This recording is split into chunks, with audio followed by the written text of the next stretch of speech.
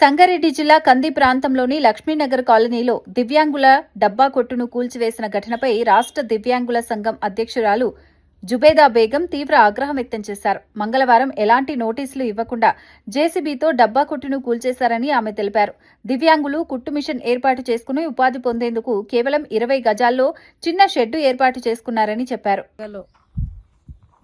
దివ్యాంగులు సొసైటీకి రాలేకపోవడం కారణంతో మరి గతంలో ఉన్న డిఆర్ఓ మేడంని, కలెక్టర్ మేడంని కలవడం జరిగింది. అప్లికేషన్ కూడా ఇవ్వడం జరిగింది. అప్పుడు సెక్రటరీతో కూడా కాన్ఫరెన్స్లో మాట్లాడడం జరిగింది. తను చేసుకో, మేము ఇవ్వరం రామని కూడా చెప్పడం జరిగింది. అలాగే జరుగుతున్న సమయంలో కట్టుకోమన్నారు కదా అని మేము షెడ్ వేసుకున్నాము. షెడ్ వేసుకుంటే మా మీద పగబడి కావాలని దీన్ని తీసి పేపర్కి ఇచ్చి మరి మాకు లక్షల కొద్ది రూపాయలు ఇవ్వమని డిమాండ్ చేస్తూ మరి వికలాంగుల దగ్గర డబ్బులు అడగడం, వికలాంగులను హేళన చేసి చూడడం, వికలాంగులు ఊర్లో వాళ్ళు కాదు బయట వాళ్ళు అని చెప్పి రెచ్చగొట్టడం.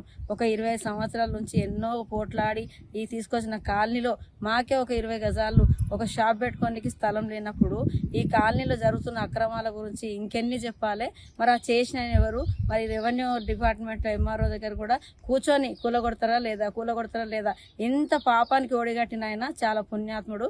అదేవిధంగా ఒకసారి నోటీస్ ఇచ్చి ఒక రోజు అవకాశం ఇస్తే మేము రేకులు ఇక్కి పక్కన పెట్టుకుంటుంటే మా నష్టం జరుగుకుంటుంటుండే. దానికి బాధ్యుడు ఆయనే.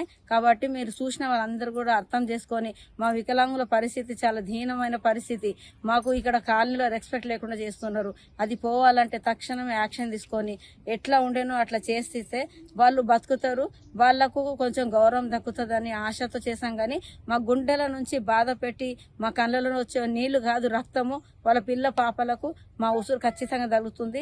ఇది మాత్రం మిస్గైడ్ చేసి అధికారులను మబ్బు పెట్టడము, పైసలకు లొంగి ఇలా పనులు చేయడము, ఇది చాలా దారుణంగా సిగ్గుచేటుగా నిజంగా గర్వపడుతున్న మంచిదాన్ని ఎవరైతే ఈ పని చేసినారో వాళ్ళు నిజమైన వికలాంగుడు.